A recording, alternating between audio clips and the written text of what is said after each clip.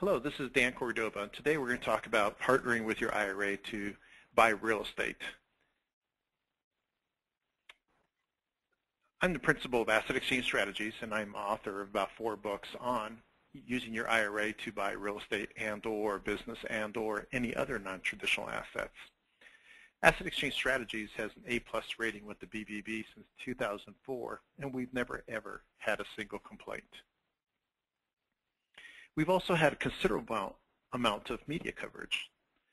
We've been on media such as ABC World News, Wall Street Journal, Forbes, Kiplinger, Realty Times, and many other news publications. Let's talk about what kind of retirement plans are available to be able to use to buy real estate. Well, we have a traditional IRA. That's the one that most people are familiar with. These are generally funded with pre-tax dollars, and distributions are taxed. A Roth IRA is similar to a traditional IRA, except you pay the taxes up front, the gain is tax deferred, and then when you take your distribution, those distributions are tax-free. There are also tax-efficient plans like a Coverdale education plan or a health savings account, which can be used to buy real estate as well. Let's take a look at some of these small employer-sponsored plans. A SEP IRA is like a little IRA that is contributed by the employer. So the employer makes those contributions for you, and it's on a pre-tax basis. Generally, they can be a high contribution level, and they're taxed upon distribution. A simple IRA, both the employer and the employee participate in the contribution of the plan. And typically in these plans, you can put up to about $12,000 a year. Now, a SEP IRA, you can remove the money from a SEP IRA at any time and transfer it into a self-directed IRA.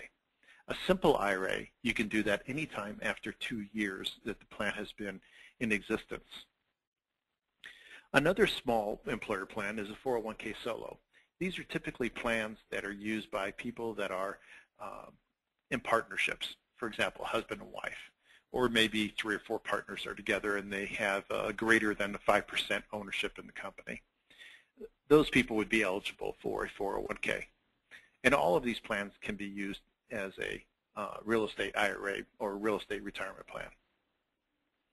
And then let's take a look at what many people have that are working a large company. These are, we call them 401k plans. That's the generic name that everybody calls them. But really, most companies have a profit sharing plan. And if you've had this plan for a while, they probably in the last couple of years have included a Roth bucket inside that plan. That means if you contributed to the Roth bucket, at the end of the day, you can take that money and you can roll it over into a Roth IRA.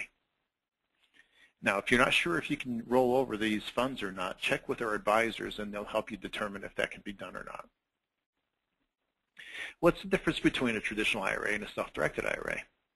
Well, generally, traditional IRAs are limited to stock market investments. And as you know, you have very little control of the ups and downs of the stock market and its influences. Examples, mergers and acquisitions. Big company buys little company buys big companies. Sometimes it's a good thing, sometimes it's a bad thing. Interest rates, that could have a very big effect on how well your IRA does. Wars or rumors of wars, Fed chiefs or multiple Fed chiefs, presidential campaigns, all of those items and many, many more can affect your IRA. How about, can you self-direct your IRA with Charlie Schwab? That's a question that we're constantly asked, or maybe Fidelity, and they want to buy real estate in the IRA. And the answer is no, you can't do that. Just because it says it's a self-directed IRA, it really isn't. And the reason is it's a plan document. The plan document limits what the IRA can have as a investable asset. And that's all determined by the custodian, not by the IRS. The IRS says there are just a few items that you cannot buy. Real estate is perfectly legal to purchase in your IRA. Well, what we have as a product is a product called the Self-Directed IRA LLC. It gives you the use of an IRA LLC for the IRA holder with many advantages. First of all, you have checkbook control. That means you can write the check to purchase that piece of property. Second, it gives you litigation protection because when you buy a piece of property, you have a garden hose. People trip over garden hoses. So you want to have that litigation protection for your IRA. You also have the ability to invest without getting any permission. You're in control, not the custodian, not your financial advisor. You're in control. And it also has lower custodial fees. The middleman is gone. There's no more Wall Street. There's no more taxes to be paid in between. There's no more fees that you have to pay to individuals that are participating in the transactions unless it's agreed upon by yourself and whoever the other party is. So this is the purest way to get profit back into your IRA. What does it take to create one of these IRA LLCs? Well, these are advisors who specialize in these kind of accounts, understand how to deal with custodians, and have dealt with the IRS on these issues frequently, or maybe fixed these things for people who have gone out to, let's say LegalZoom, and bought an IRA, or excuse me, bought an LLC and tried to convert it to an IRA LLC. Those don't work very well because it's not the right type of language. And most importantly, they understand real estate transactions. You need to know how to get in, and you need to know how to get out, and you need to know how to structure these deals properly. Bottom line is, these guys are hard to find. There are only a few companies that do these, and you want to get a professional company. Well, let's take a look at the IRS code and some other references to see if this is really legal or not. 4975 defines what a prohibited transaction is and a prohibited party. A prohibited transaction is what can you not do with an IRA, and a prohibited party is who cannot deal with an IRA. So for example, you, your wife, your mom and dad and their spouse, your kids and their spouse cannot take benefits, buy, or sell from an IRA. So these are prohibited parties and prohibited transactions. However, your brother, your sister, your cousin, your aunt, your uncle are third parties. They are not prohibited parties, and so you can transact with these people. And what made it possible? Well, there's a fellow named Swanson who started a similar product like an IRA LLC for his own use. And the IRS auditors decided that it was illegal. He said it wasn't. And back and forth went to battle for about 5 years. At the end of the 5 years, the courts that Mr. Swanson was in right and that the IRS was wrong. And that's what made it possible. And then there was the memo from the IRS to the auditors saying, leave these structures alone. They're okay. And then we have some private letter rulings from the DOL that's supporting these structures. Well, how does it work? Excuse me.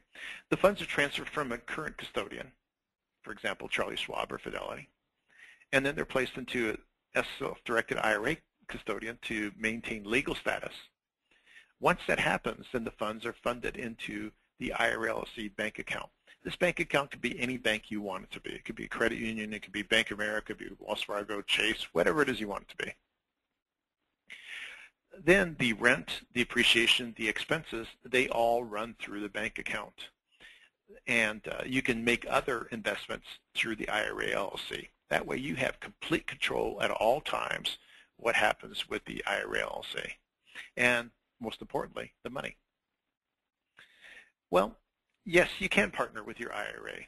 Let's take a look at how that works. We have the IRA LLC, and it has a purchase of a property, and it has some members. In this case, we have some income, and we have some funding. And in this case, we have an IRA. So the IRA could place money into the IRA LLC for it to purchase a piece of property, which is called the funding. The property creates income called rent, and that goes back into the IRA LLC for the bank account. Well, you could also place personal funds into this as well. So you could take, let's say, $20,000, and you could take $80,000 of your IRA, place them both into the IRA LLC, and then the gain in that property would come back proportionally. So if you got $1,000 of rent net cash flow a month, $800 would belong to the IRA, $200 would belong to you. Let's take a look at another scenario. Here we have an IRA LLC. We have some income. We have the funding. We have an IRA.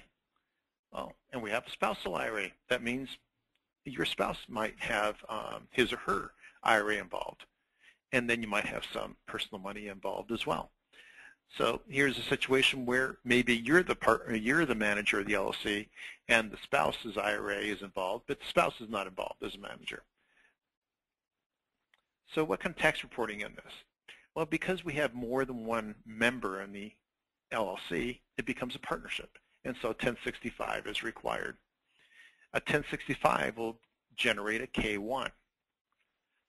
You file the K-1 under your Schedule E. IRA submits the K-1 to the custodian, and then the custodian takes care of that K-1 with the IRS. Want to know more? Contact us, and we'll be glad to help you understand the product more and what you can do and how you can make a good rate of return on your investment. You can contact me or any of our sales staffs. Our phone number is 866-683-5228. Again, that's 866-683-5228. Or you can email us, sales@myrealestateira.com, sales@myrealestateira.com.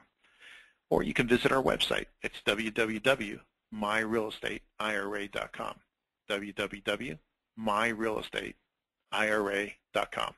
Thank you very much for joining us, and please give us a call. We'd love to talk to you.